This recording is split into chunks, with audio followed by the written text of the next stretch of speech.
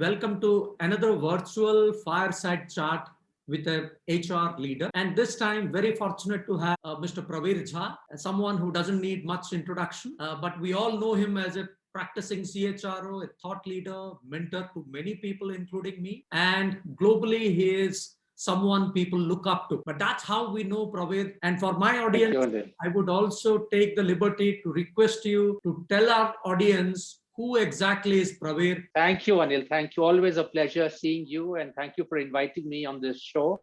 I'm thrilled. I'm delighted. So, you asked me a question, who is Prabir? So yeah, there is a resume profile of Prabir, but actually Prabir is very much the guy next door. I'm like any other person, a very middle class, small town boy who grew up in different places in Bihar and bulk of it in Patna, and then came to a big city called Delhi to do college. And then, someone from the eastern part of India, if you're a bright guy, you want initials behind your name. So very clearly it was UPSC, and therefore fresh out of college, jumping on and off DTC buses. It was an overnight transformation of being a bureaucrat, a civil servant. And that adds a lot of change to your doing and being. And 10 years of civil service and an MBA from XLRI specializing in HR to boot, which is a separate story. I made my transition to the corporate world, and the rest then is known. Thermax, Tech Mahindra, many years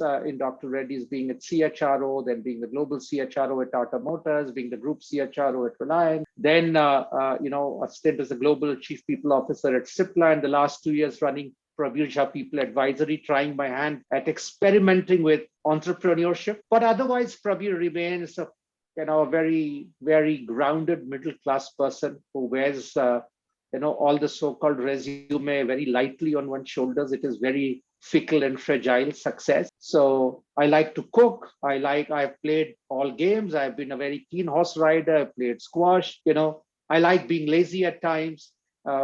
Fundamentally, I'm a creative guy. My mind thinks different, and I love to read a little. I love ghazals, and I really want to make sure that I finally lead a life which is meaningful for myself and for people whose lives I am blessed to be in a position of touching, impacting, and influencing. Thank you so very much for that wonderful story about who is Prabir and taking us through your career trajectory. We had a very, very humble beginning as HR practitioners. So if I have to talk about India, 1948 Factories Act, welfare officer, then personnel, industrial relation, then during 80s, HRD, then people started talking about organization development, organization effectiveness. Then off late, we have started seeing chief happiness officer, chief engagement officer. How do you look at HR emerging in organizations of future? See, we are all doing some crystal ball gazing here,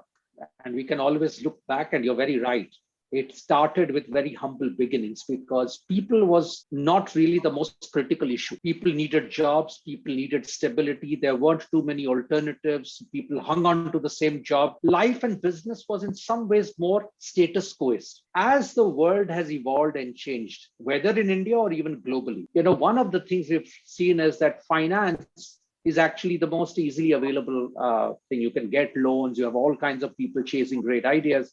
The challenge suddenly has been, do you have the right people? Do you have the right talent? And then related questions. Do you have an ecosystem that attracts the best talent? Do you have an ecosystem that nurtures the best talent, gets them to deliver value? Because this is something which is very difficult to replicate. There are clones of cultures, there are clones of people practices, of course, but it is less replicable than maybe finance was, just as an example, or land was, or whatever else in the past as a factor of production. So when I look ahead, it doesn't matter what is the nuance of the industry. Many a time people challenge and question me, but we are manufacturing. How can it be the same for us? See, it's all in the mind. Anil, at the end of the day, the world of future is a world of visualization. It's a world of limiting our imagination or expanding, our imagination. And to me, nothing is a holy cow anymore. Everything can be done different. Everything can be done smarter. And therefore, the way I visualize HR is it must therefore be a co-creator of that future. I think for too long, And I will be honest, many of my colleagues in the HR fraternity, including many HR leaders, they may say something from the pulpit, but actually a lot of HR doing is still very tactical. It is not about co-creation. It's not about visualizing a world of tomorrow. And unless HR does that, I don't think it will be playing as consummate a role as I believe HR is in a position to do. So one is it must be a co-creator of the future. Second part is that finally everyone delivers to achieve that future. They do it in different ways. I believe HR is again very blessed because to me there is no aspect of HR which is off limits. In fact, I wrote a piece some time back where I said, why should CHROs not think of themselves as chief organization officers? It's not just talent. It's just not people. It is not just your employees. I mean, I worked in automotives and I remember I created a team, a specific team of people in my organization to help the entire dealerships to get better at their people practices, because the value in that sector does not created within the confines of the employer, but it gets created at the distributor who technically is not your employer. So it's a way of defining what is the ambit of HR. Similarly, at the end of the day, can you say this is not HR? Organization effectiveness, if that is the remit of HR, anything and everything, even beyond so-called beyond people practice policies and processes, right? It's therefore the persona of the CHRO. It is the creative imagination, it's the intellectual prowess, it's the ability of influencing and building an HR function which says anything and everything is actually within my purview.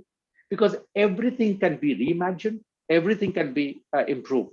And ultimately, it is always going to be a person. Even your customer is a person. And if HR people are smart students of human psychology, there is no reason why they will not be great marketeers or enablers of sales and marketing. If they are people who are going to be in the realm of supporting R&D, how do you create an ecosystem that will be forward looking? So for me, epithets and titles are more fads. You can call it chief happiness officer, you call it chief creativity officer, chief people energy officer.